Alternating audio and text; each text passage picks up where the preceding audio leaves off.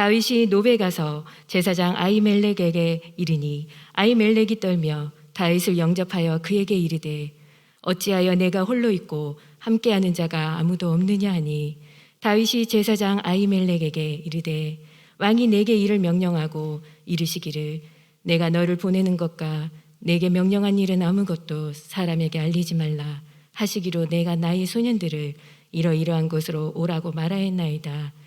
이제 당신의 수중에 무엇이 있나이까? 떡 5덩이나 무엇이나 있는 대로 내 손에 주소서 하니 제사장이 다윗에게 대답하여 이르되 보통 떡은 내 수중에 없으나 거룩한 떡은 있나니 그 소년들이 여자를 가까이만 하지 아니하였으면 주리라 하는지라. 다윗이 제사장에 대답하여 이르되 우리가 참으로 3일 동안이나 여자를 가까이 하지 아니하였나이다. 내가 떠난 길이 보통 여행이라도 소년들의 그릇이 성결하겠거든 하물며 오늘 그들의 그릇이 성결하지 아니하겠나이까 하며 함께 읽겠습니다. 제사장이 그 거룩한 떡을 주었으니 거기는 진설병 곧 여호와 앞에서 물려낸 떡밖에 없었습니다. 이 떡은 더운 떡을 드리는 날에 물려낸 것이더라. 아멘. 자, 오늘 이 시간은 어디든지 주를 따라 40번째 놋이라는 땅으로 가겠습니다. 자, 오늘도 이 말씀을 통하여 여러분 각자에게 들리는 주님의 음성이 있으시기를 바랍니다.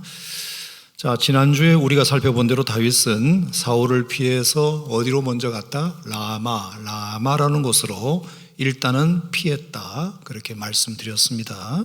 아무래도 그곳은 이제 선지자 사무엘이 계시기 때문에 그 어느 곳보다도 안전지대였던 데다가 또 거기서 몸도 숨기고 또 자기 억울함 토로하기에도 안성맞춤이었기 때문이라고 생각합니다. 다행히 사무엘 선지자께서도 그런 다윗을 잘 받아주셨고 또 라마나옅 공동체로도 데려가서 그 집회에서 은혜 받고 용기 얻도록 도와줍니다. 그 덕분에 다윗도 다시 또 용기를 내어서 도망자의 길을 떠나게 되는데, 자, 그래서 간 곳이 그 밑에 있는 놋이라는 땅이 되겠습니다. 자, 그렇다면 이 놋 땅에서는 어떤 일이 있었는가 이제 설명을 좀 드리겠는데, 오늘 결론이 조금 무겁습니다. 무겁지만 여러분 중요한 교훈이 있다 생각하시고 한번 들어보시기를 바랍니다. 자, 이 놋 땅에서는 이제 어떤 일이 있었느냐 하면 안타깝게도 다윗은 여기서 너무나 큰 피해를 이 놋 땅 사람들에게 줍니다. 바로 그 땅 사람들이 자신을 숨겨주고 도와준 것 때문에 거기에 사는 제사장 85명이나 몰살을 당하고 심지어 그 땅에 있는 다수의 남녀와 아이들까지 처참하게 살해를 당하는 그런 결정적인 원인을 제공하는 일이 벌어지게 되었다는 것입니다. 자, 이런 불행한 일에 대해서도 다윗은 솔직하게 인정을 합니다. 그건 다 내 잘못이다, 내 탓이다, 돌이킬 수 없는 변명의 의지 없는 내 잘못이다. 자, 사무엘상 22장을 한번 보시겠습니까? 사무엘상 22장 22절인데요. 22절. 자, 찾으셨으면 22장 22절 시작. 다윗이 아비아달에게 이르되 그날에 에돔 사람 도액이 거기 있기로 그가 반드시 사울에게 말할 줄 내가 알았노라. 내 아버지 집의 모든 사람 죽은 것이 나의 탓이로다. 내 잘못이로다. 나의 탓이로다. 너희 아버지와 모든 사람이 죽은 것은 다 내 잘못이다. 나 때문에 엉뚱한 사람들이 죽었다. 이 일엔 추후의 변명의 여지가 없다. 그렇게 고백한 것을 보면 정말 다윗이 이 놋 땅에 큰 일을 저지른 것 같습니다. 자, 도대체 무슨 일이 일어난 걸까? 자, 그 자초지종을 한번 볼까요? 자, 사무엘상 21장으로 다시 갑니다. 21장 1절 시작. 다윗이 놋에 가서 제사장 아히멜렉에게 이르니 아히멜렉이 떨며 다윗을 영접하여 그에게 이르되 어찌하여 네가 홀로 있고 함께하는 자가 아무도 없느냐. 자, 다윗이 놋 땅에 이제 아히멜렉 제사장을 찾아갔다는 거죠. 자, 찾아갔는데 아히멜렉 제사장이 그 다윗을 보고 물어요. 뭐라고 물었을까요? 아니, 어떻게 당신이 여기까지 오셨어? 그것도 홀몸으로 어떻게 여기까지 오셨어? 당신 같은 나라의 영웅이면 적어도 경호원들 몇 명은 데리고 와야 될 텐데 어떻게 혼자서 여기까지 오셨어? 그렇게 이제 질문을 한 것입니다. 자, 그랬더니 이제 21장 2절에 보면 다윗이 제사장 아히멜렉에게 이르되 2절입니다. 왕이 내게 이를 명령하고 이르시기를 내가 너를 보내는 것과 너에게 명령한 일은 아무것도 사람들에게 알리지 말아라 하시기로 내가 나의 소년들을 이러이러한 곳으로 오라고 말해두었나이다 이랬어요. 자, 이게 무슨 말이냐면 예, 제가 여기 온 것은 말입니다. 왕의 특별한 명령이 있어서입니다. 그걸 저는 지금 수행 중이고요. 왕께서는 내가 뭘 맡겼는지도 절대로 누구에게 말하지 말라고 그랬습니다. 아무래도 제가 비밀리에 왕의 명령을 받들다 보니 이렇게 혼자 왔고요. 조금 있다가 제가 어느 지점에서 제 경호원들하고 만날 예정입니다. 이렇게 이제 설명을 둘러댄 것입니다. 자, 여러분, 제가 둘러댔다고 표현하는 이유는 이건 사실이 아니잖아요. 그렇죠? 다윗이 아히멜렉 제사장이 있는 놉 땅에 간 이유는 뭐다? 피신 간 거잖아요. 사울이 잡으러 오니까 도망간 거잖아요. 그런데 아히멜렉 제사장이 왜 여기 혼자 오셨소? 라고 묻는 그 말에 얼떨결에 했는지 의도적으로 했는지는 모르지만 제가 여기 온 것은 사울 왕께서 저에게 시키신 바가 있어서 명령을 받들고 왔습니다. 제가 비밀 작전을 수행 중인데 그래서 혼자 왔고 그 작전에 대해서는 절대로 아무에게도 얘기할 수 없습니다. 아니, 왜 그랬을까? 여러분 어떻게 생각하세요? 그래서 저는 아무래도 이것이 자기가 사울에게 쫓기고 있다고 정직하게 말해버리면, 갈 데가 없어서 왔다고 해버리면, 저렇게 아히멜렉 제사장도 나를 나라의 영웅으로만 아는데 내 꼴이 뭐가 되냐? 게다가 아무리 제사장이라도 내가 사울에게 쫓기고 있다고 하면 과연 나를 받아주겠냐? 이런 생각이 순간 확 들어온 것 같습니다. 사실대로 말하는 것이 뭐가 중요해? 일단은 저분이 나를 받아주는 것이 중요하잖아. 여기서 나를 안 받아주면 난 또 어딜 가? 난 또 어딜 가? 이런 생각. 여러분 어떻게 생각하세요? 다윗의 이 행동은 지혜로운 행동일까요? 아니면 정직하지 못한 걸까요? 판단은 조금 두고 조금 더 이야기를 이어가 보도록 하겠습니다. 자, 그래서 이제 아히멜렉 제사장도 그 말을 듣자마자 안심을 하죠. 그러시군요 하면서 다윗을 받아들이고 떡도 주고 그리고 칼도 주는 그런 선대를 베풀게 됩니다. 특히 이 아히멜렉 제사장이 다윗에게 건네준 칼은 말입니다, 골리앗의 칼이었다고 말하지 않습니까?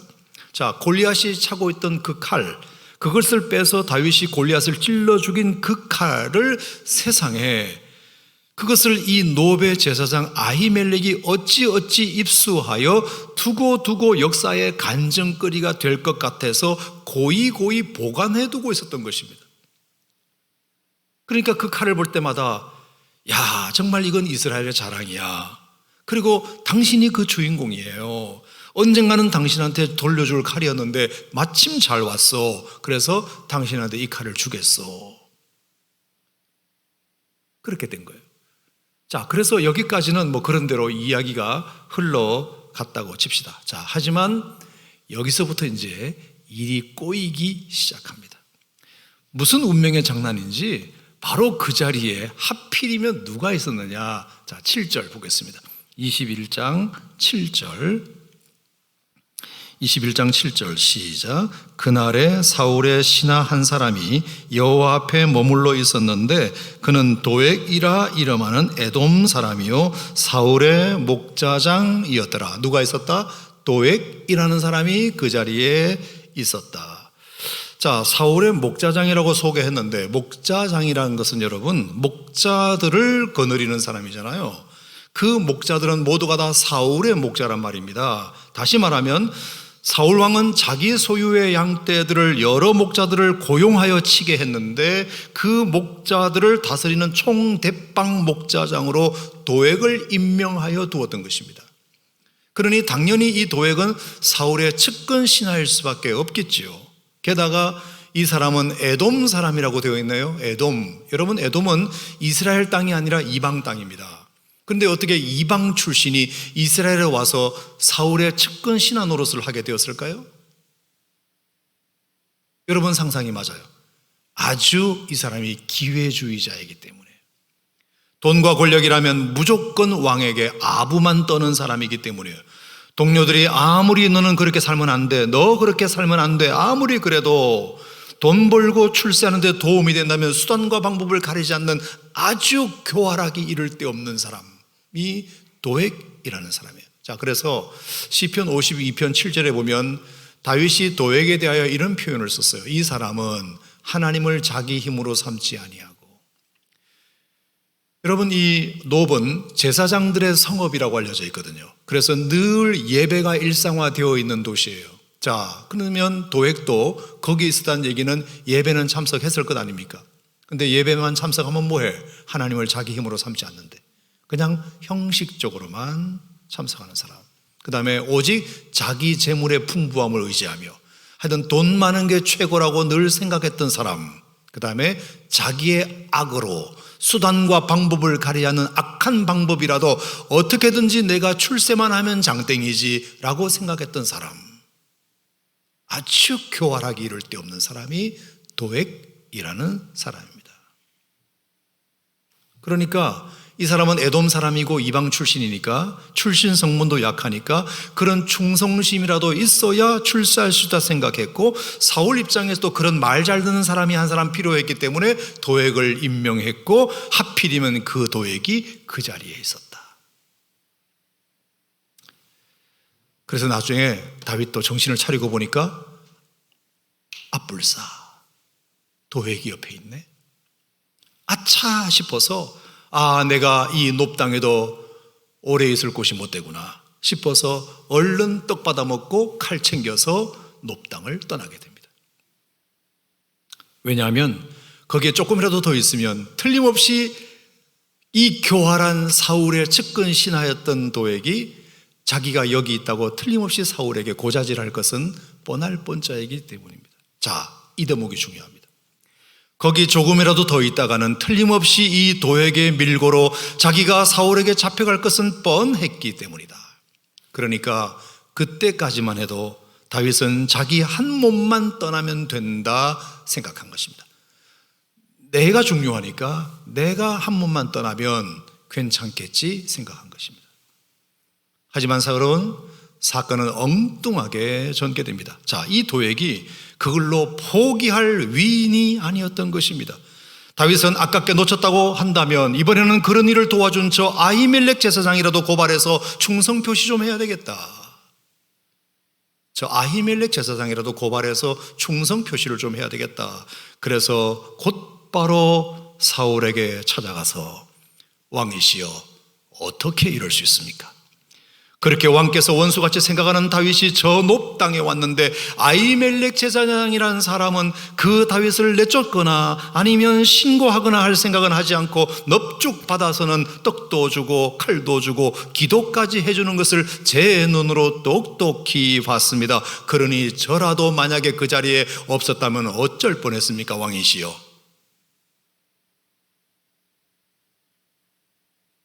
그러니 여러분, 듣는 사울 화났다 안 났다? 화났다. 이런 괘씸한 제사장 같으니 그랬단 말이야? 당장 그 자를 내게로 데려와. 그래서 데려와가지고 묻기를 아히멜렉 정말 당신이 그랬단 말이요? 아무리 당신이 제사장이면 제사장이지 어떻게 이 왕이 싫어하는 그 놈을 받아주고 숨겨주고 떡 주고 칼 주고 기도까지 해줄 수 있단 말이요? 입이 있으면 대답해 보시오 이랬겠죠. 그랬을 때 아히멜렉 제사장의 대답이 기가 막힙니다. 아히멜렉 제사장이 어떻게 대답을 했느냐? 왕이시여 솔직히 저도 당했습니다. 저도 몰랐습니다.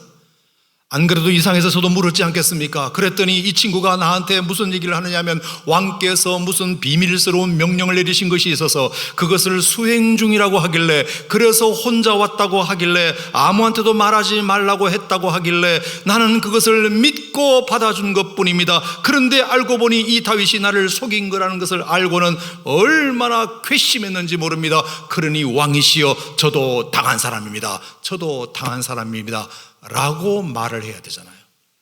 여러분, 그 말이 맞잖아요. 아히멜렉을 다윗이 속인 건 분명하니까. 근데 여러분, 아히멜렉이 뭐라고 말한 줄 아세요? 자, 사무엘상 22장 14절 15절. 아히멜렉이 왕에게 대답하여 이르되 왕의 모든 신하 중에 다윗같이 충실한 자가 누구입니까? 여러분, 삼척동자도 지금 아히멜렉이 뭐라고 대답을 하느냐는 굉장히 중요해요. 그리고 그건 사실이잖아요. 다윗이 아히멜렉 제사장을 속인 거잖아요. 아히멜렉도 피해자고 당한 거잖아요.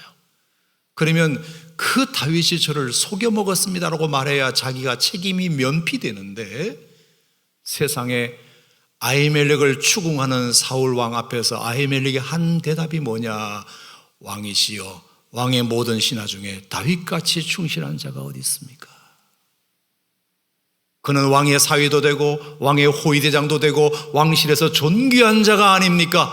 그리고 내가 그를 위하여 하나님께 물은 것이 오늘이 처음인 줄 아십니까? 이 말은 내가 다윗을 위하여 기도한 것이 오늘이 처음인 줄 아십니까? 저는 다윗이 역사의 무대에 등장할 때부터 나는 그 사람이 앞으로 이 나라를 위하여 큰 일을 감당할 줄 알고 매일같이 그를 위하여 기도해온 사람입니다. 여러분, 이것을 사울에게 말하면 돼요, 안 돼요? 안 되잖아요.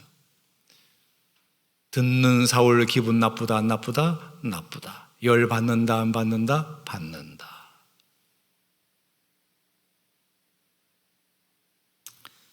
그래서 사울은 참을 수가 없어서 도액을 시켜서 당장 얘 목을 배. 그래서 아히멜렉 제사장을 죽여요. 당장. 그리고 이 아히멜렉 제사장에게 배운 놉 땅의 85명의 제사장들 다 죽여. 그래서 85명의 제사장들 다 죽이고, 그리고 내친 김에 그 놉 땅 자체가 나는 싫으니까 거기에 있는 양민들, 남녀노소를 불간하고 애들까지 다 죽여. 그래서 놉 땅에 피비린내가 나는 이런 일이 벌어지게 됩니다. 완전히 쑥대밭이 되고요, 잔혹한 칼바람이 부는 땅이 됩니다. 다 누구 때문이다? 다윗 때문이다. 다윗의 거짓말 때문이다. 다윗이 거짓말한 그 잘못 때문인 것을 여러분 어찌 부인하겠습니까? 그러니 차라리 만약에 정직하게 처음부터 아히멜렉 제사장이 왜 왔느냐고 물었을 때, 제사장님, 나 사실 쫓기고 있어요. 나 좀 숨겨주세요. 만약에 정직하게 그렇게 말했다면 아히멜렉이 숨겨줬을까, 쫓았을까? 숨겨줬지, 당연히. 그러니까 너무 안타깝단 말이에요. 아니 왜 넘겨짚고 정직하게 말하지 못하고 거짓말로 둘러대서 자기 살 궁리만 했을까? 아히멜렉이 그런 위인이 못 되나? 아히멜렉은 그 다윗이 역사의 무대에 등장했을 때부터 그를 위하여 기도해온 사람인데 어떻게 다윗을 내쫓을 수 있겠냔 말입니다. 정직하게 말해도 숨겨주었을 거 아니에요. 그리고 정직하게 말했다면 도액도 옆에 있지 않게 했을 겁니다. 잠깐 나가 계시라고. 분명히 도액에게 말하지 않았을 거예요. 왜? 아히멜렉도 그 정도는 알거든요.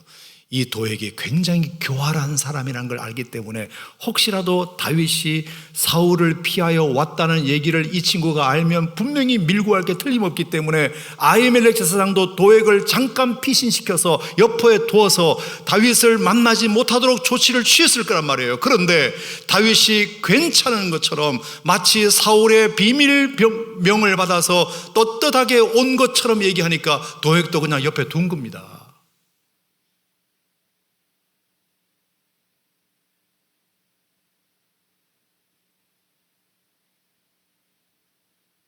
여러분, 아히멜렉이 얼마나 다윗을 사랑하고 자랑스러워한 분입니까?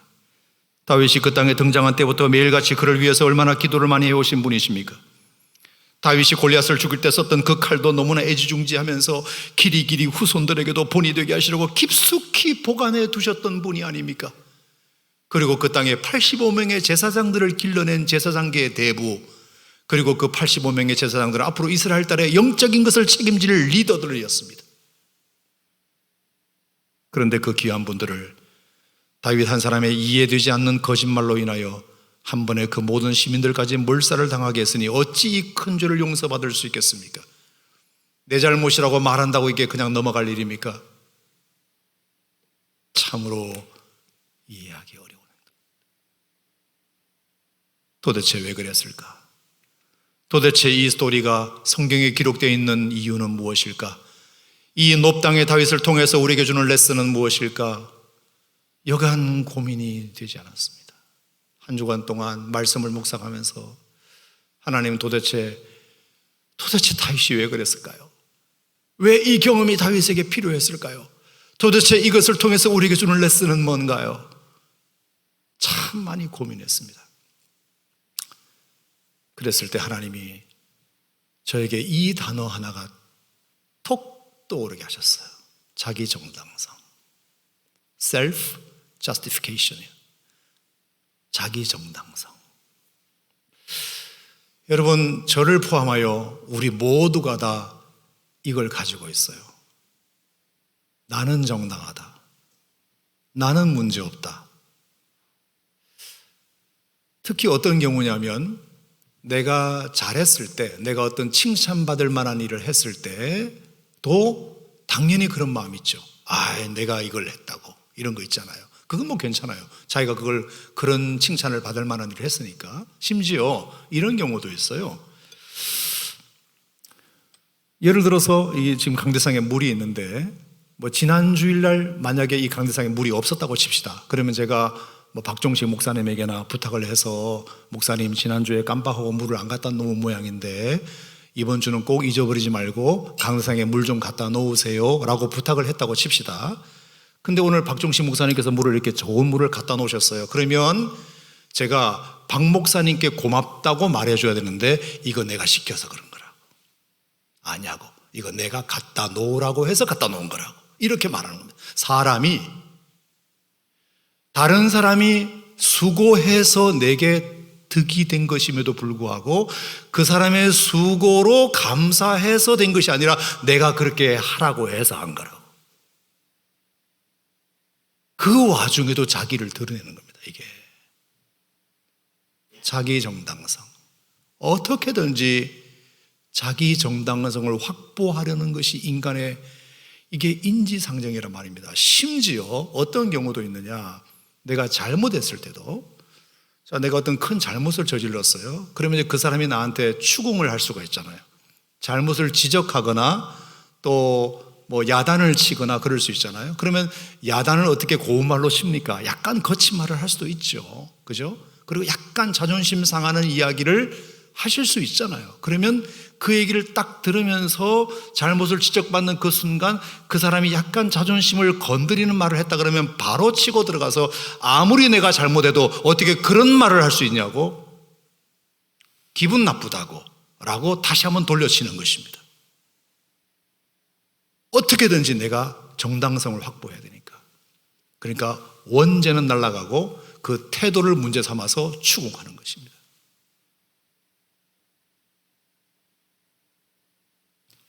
다 똑같아요. 저나 여러분이나 다 똑같아요. 어떻게든지 자기를 보호하려고 하는 마음, 자기 정당성.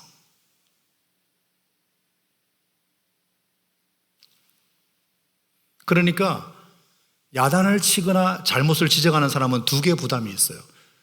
너무 저 사람이 잘못한 것 같으니까 말을 해줘야 되는 부담도 있고, 그리고 좋은 말로 해야 되는 이중 부담까지 있는 거예요. 그 사람은 상처받지 않기 위해서. 물론 그렇게 할 필요가 있다고 생각이 들어요. 우리가 자녀들을 야단칠 때도 이게 기분 나쁘게 야단치면 오히려 튀잖아요. 그러니까 어떻게든지 말을 돌려서 이렇게 하는 지혜는 필요하다고 생각해요. 하지만 그건 그분 문제고, 지적당하는 나는 내가 잘못한 것에 집중해야 되는데 그 사람이 물고 늘어지는 지적하는 태도를 문제 삼고 원죄를 희석시키려고 하는 자기 정당성은 문제예요. 그거는.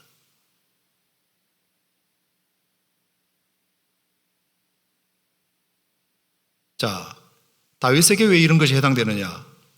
이미 다윗은 사울의 시기와 질투로 쫓겨다니는 신세인데다가 자기는 이미 나라를 위하여 큰 공을 세운 업적이 있기 때문에 이렇게 자기가 쫓겨다니는 것은 100% 사울 잘못이다. 내 잘못은 없다. 이게 다윗의 마음일 수 있잖아요. 그렇죠? 또 그 말은 사실이고요. 물론 이 말은 맞아요. 그런데 사람은 이 생각이 딱 들면 뭐에까지 꼭 한 걸음 더 나아가느냐 하면, 그러므로 내가 그에 대하여 어떤 식으로 반응하든 흠될 건 하나도 없다. 원죄는 그놈에게 있기 때문에 내가 어떻게 반응하든 그것은 그 사람의 책임이지 내 책임이 아니다.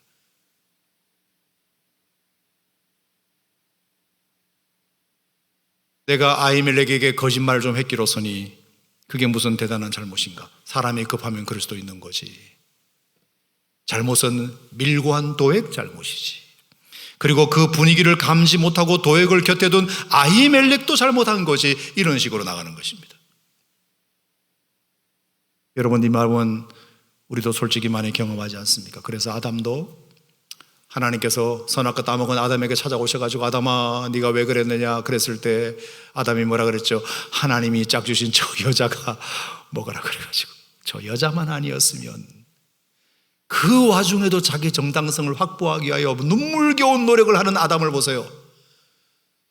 어디 감히 하나님이 지금 너 아담아 왜 그랬느냐라고 하면 그냥 죽어서 죄송합니다 해야 되는데, 저 여자가, 하나님이 짝 지으신 저 여자가 먹으라고 해서 난 먹은 밖에 없지 내 잘못은 없습니다. 여자한테 말하니까 저 뱀이 나보고 먹으라 그래서 먹은 것밖에 내 잘못은 없습니다. 왜 나보고 그러십니까?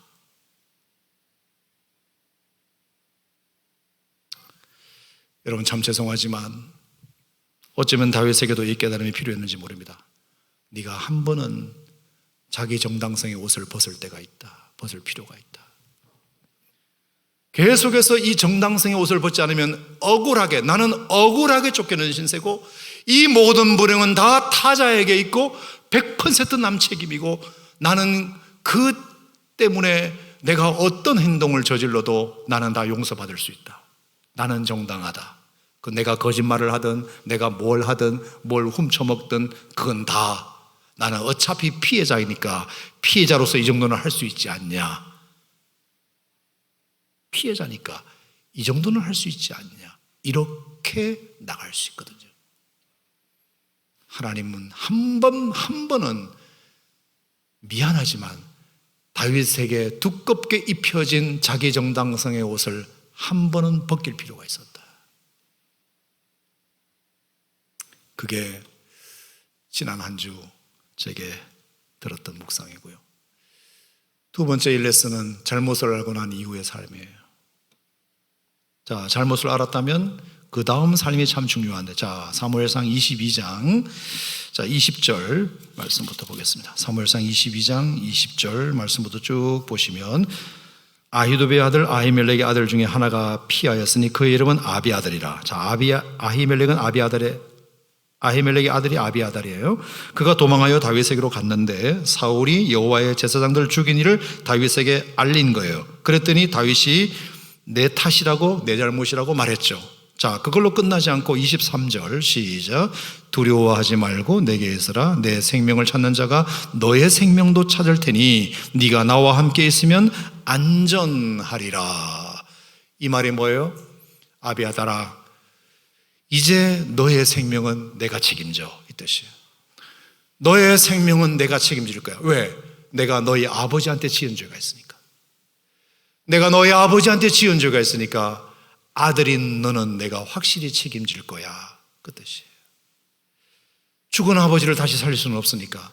잘못을 저질렀으면 잘못을 돌려놓는 것이 제일 좋은데 죽어버린 아히멜렉을 살려낼 수는 없으니까 대신 그 아들을 내가 보살피겠다.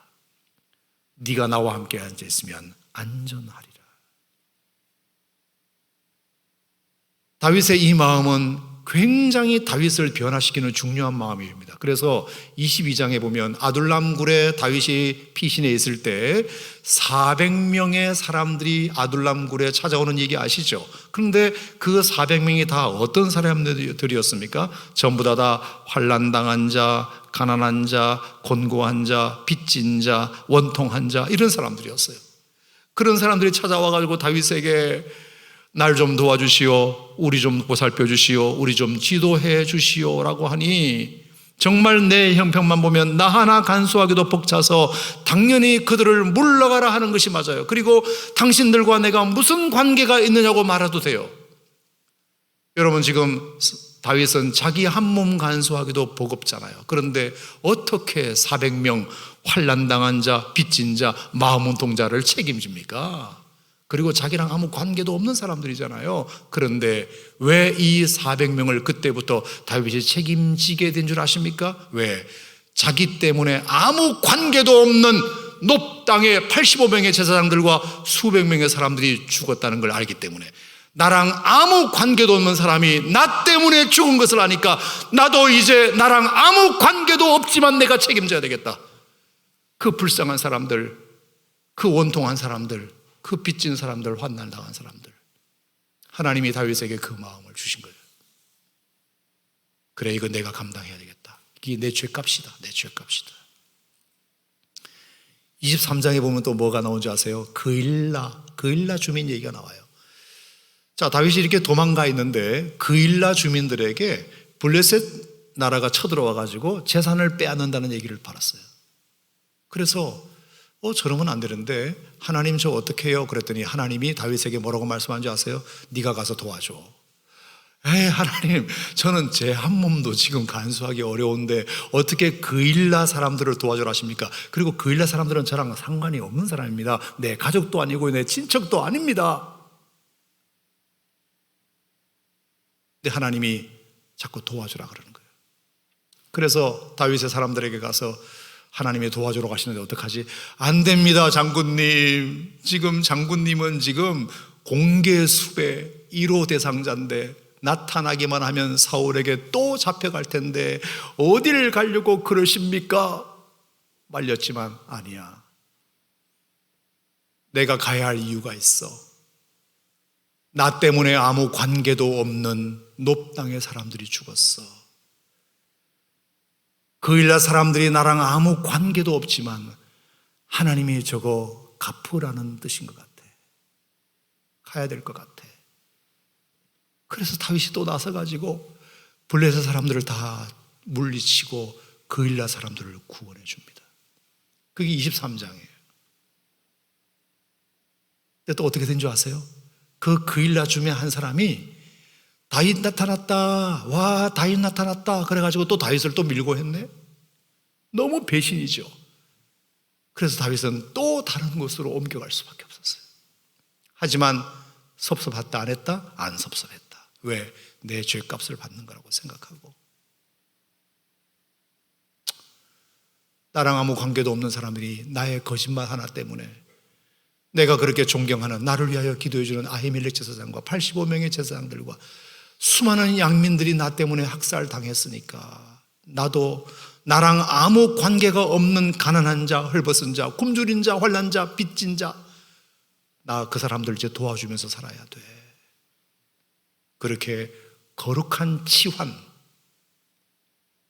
여기서 잘못한 것을 이쪽으로 갚는 그런 거룩한 영적 치환이 다윗의 삶을 완전히 바꾸게 됩니다. 중요한 것 같아요. 그래서 여러분, 저는 마지막으로 꼭 이걸 알았으면 좋겠다. 나은 사람의 중요성. 따라합시다. 나은 사람이 중요하다. 아멘 아닙니까 여러분? 로마서 5장에 19절에 한 사람의 순종치 아니함으로 많은 사람이 죄인 되었다 그랬어요. 아담 한 사람의 실수 때문에, 잘못 때문에 얼마나 많은 관계도 없는 사람들이 여러분과 저까지 죄인 되었습니까? 하지만 예수님의 한 사람의 순종하심 덕분에 관계도 없는 여러분들이 다 구원받지 않습니까? 나 하나가 얼마나 중요한지 모른다. 따라합시다. 나 하나가 너무 중요하다. 아멘입니까, 여러분? 그래서 저는 이 반다이크의 그림을 참 좋아합니다. 보세요. 빨간 망토를 두른 저 사람이 누군지 아세요? 천하의 로마의 황제 데오도시우스예요. 막강한 권력자예요. 오른쪽에 저렇게 가운 입고 지팡이 드신 분이 누군지 아세요? 암브로시우스 감독이에요. 로마의 한 성당의 주교였죠. 우리식으로 말하면 담임 목사님이에요. 자, 그런데 이상하지 않아요? 어떻게 천하의 로마의 황제 데오도시우스가 일개 교회 성당의 주임 신부인 암브로시우스 감독에게 저렇게 쩔쩔매는 모습을 보이고 있을까? 이유가 있어요, 여러분. 바야흐로 AD 390년에 일어난 얘기예요. 데살로니카라는 지역이 있는데 그 데살로니카 지역을 로마가 이제 점령을 해서 지배를 하고 있는데 거기에 총독을 파견했거든요. 근데 그 총독이 너무 갑질을 했나 봐요. 데살로니카 주민들에게. 그러니까 주민들이 참다가 못 참아서 들고 일어나 가지고 그 총독을 죽여버렸네. 그리고 로마 황제의 그림을 끌어내 가지고 불태워 버렸네. 그러니까 데오도시우스 황제가 그 소식을 듣고 기분 나쁘다 안 나쁘다? 나쁘다. 아니, 데살로니카 주민들이 우리 총독을 죽였다고? 그리고 황제의 그림을 짓밟고 불살랐다고? 내가 용서할 수 없어. 그러니까 원죄는 총독에게 있지만 데살로니카 주민들이 그 총독을 죽였다는 것을 빌미 삼아 군사를 이끌고 가서 데살로니카 주민들 수천 명을 이 데오도시우스 황제가 다 몰살시켜버립니다. 싹 다 죽여버려요. 자기는 정당하다고 생각하는 거죠. 왜? 우리 총독을 그놈들이 먼저 죽였다고만 생각하는 거죠. 그 총독이 그 전에 얼마나 갑질을 했고 얼마나 나쁜 일을 데살로니카 사람들에게 자행했는지는 생각하지 않고 사람들은 자기 정당성을 확보해야 되니까 자기가 어떤 행동을 하는 이유를 정당성을 확보해야 되니까 그렇게 생각하고 내가 저 사람들을 죽여도 마땅해. 그래서 싹 다 죽여요. 그리고 아무렇지도 않게 로마로 돌아와요. 그리고 그 다음 주 예배당에 가요. 그랬더니 암브로시우스 감독이 그 소식을 들었잖아요. 갑자기 예배당 앞에 딱 가로막아 서서는 살인자는 교회에 못 들어옵니다. 그런 거예요. 살인자는. 세상에 황제한테 살인자라고 하면서 살인자는 못 들어옵니다. 그런 거예요. 그러니까 데오도시우스 황제가 어떤 반응을 보일 수밖에 없을까요? 아니 어떻게 감히 황제가 자기가 무슨 감독이면 감독이지 어떻게 황제가 예배당 들어가겠다는데 일개 감독이 나를 막아? 할 수 있잖아요. 그리고 이 감독 안 되겠다 바꿔버려 처단시켜버려 할 수 있잖아요. 신기하게 성령께서 역사하셨나 봐요. 데오도시우스 황제의 마음에 딱 그 얘기를 듣는 순간 갑자기 숙연해지면서 한마디 이랬대요. 그러면 감독님 다윗도 살인자가 아니요. 그래서 다윗도 살인자가 아니요. 그랬더니 감독이 하는 말이 그러면 다윗처럼 회개하시오. 그랬어요. 그 말을 듣자마자 저렇게 무릎을 꿇고 회개한다고. 나 잘못했다고. 나 용서해달라고. 나 용서를 빌 테니 제발 성전에 들어가게 해달라고. 암브로시우스 감독에게 데오도시우스가 애원하는 장면이에요. 반다이크의 유명한 그림이에요. 여러분, 제가 이 그림이 설교를 준비하면서 생각이 난 이유를 아시겠죠? 사람이 자기 정당성의 옷을 벗지 않으면 안 된다. 그래야 하나님이 은혜를 주신다. 아멘. 자기 정당성의 옷을 벗어야 하나님의 은혜를 주신다. 그래서 굉장히 유명한 사건이 돼요. 데오도시우스 황제가. 자, 그때부터 데오도시우스 황제가 이 은혜를 받고 세 가지를 바꿔요. 첫 번째, 390년 8월 18일 날 어떤 명령을 내린 줄 아세요? 자, 그전에는 로마에서 어떤 사람들이 사형 언도를 받으면 다음날 바로 집행을 해버렸어요. 오늘 언도하고 다음날 집행하고. 그러니까 억울한 사람들이 엄청나게 많이 죽어갔겠죠. 그런데 이 데오도시우스 황제가 그걸 깨닫고서 로마 제국 역사에 최초로 어떤 법령을 내리느냐, 사형 언도를 받았다 할지라도 사형 집행까지 한 달의 유예기간을 두자. 30일간의 유예기간을 둬서 변호인들이 변호할 수 있게 하고 뭔가 자기 억울함을 토로할 수 있게 해서 혹시 잘못 언도를 내린 것은 고칠 수 있는 기회를 주자. 여러분, 천하의 로마 제국의 이 법령은 대단한 법령이에요. 아주 민주주의적인 법령이에요. 데오도시우스 황제가 8월 18일 날 390년 8월 18일 날 그걸 먼저 딱 선포하고요. 두 번째, 그 이듬해 392년에 로마의 기독교를 국교로 공인합니다. 70년 전 313년 콘스탄틴 대제가 기독교를 하나의 종교로 인정했지만 국교는 아니었어요. 그런데 데오도시우스 황제가 뭐라고 생각했느냐, 이런 진리를 가르치는 기독교라면 로마에 있는 모든 사람들이 다 믿어야 한다. 이런 진리를 가르치는 종교라면 모든 사람들이 다 믿어야 된다. 그래서 기독교를 국교로 공인을 해버립니다. 그리고 세 번째, 395년 1월 17일 날 데오도시우스가 운명을 하게 되는데 그 자리에 암브로시우스 감독을 초대합니다. 내가 당신 품에 죽고 싶소. 내가 지금까지 살아오면서 나에게 유일하게 진리를 말해준 사람은 당신밖에 없어. 내가 당신 품에서 천국 가고 싶소. 그래서 암브로시우스 감독의 품에서 데오도시우스가 395년 1월 17일 날 천국 갑니다.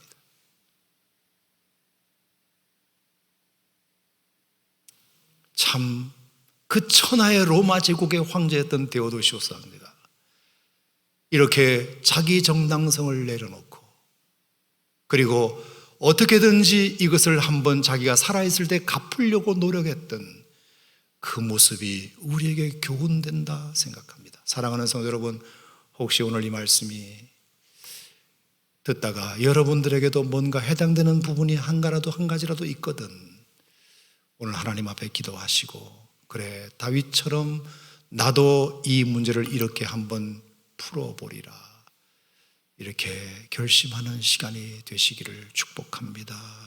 축복합니다. 고마우신 하나님 감사합니다.